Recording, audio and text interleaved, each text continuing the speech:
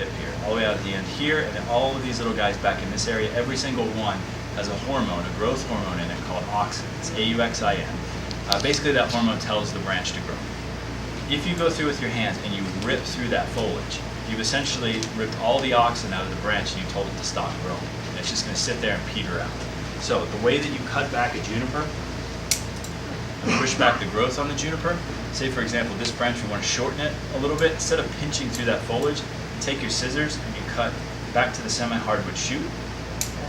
Whatever's left here, all of these tips are still intact, all of that auxin is still there, and it's going to continue to grow.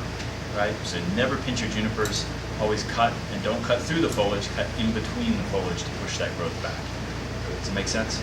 Well, you were using your hands though before, you weren't pinching, what were you doing? So what I was doing before, say this is the branch right here, the majority of the foliage is oriented upright, like this. We've got a few things on the bottom here. I was cleaning up the underside of the branch. I was using my hands to remove that foliage, but I'm removing it completely back to the branch itself.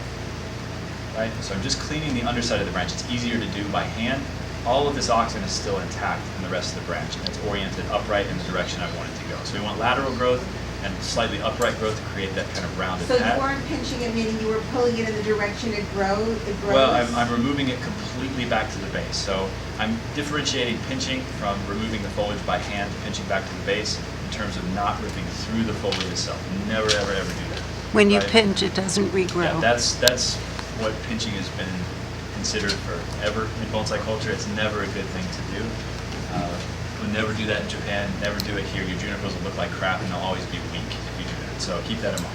Cut back to the hardwood shoot or semi-hardwood shoot and leave those tips intact. That's how you force back the growth on the juniper.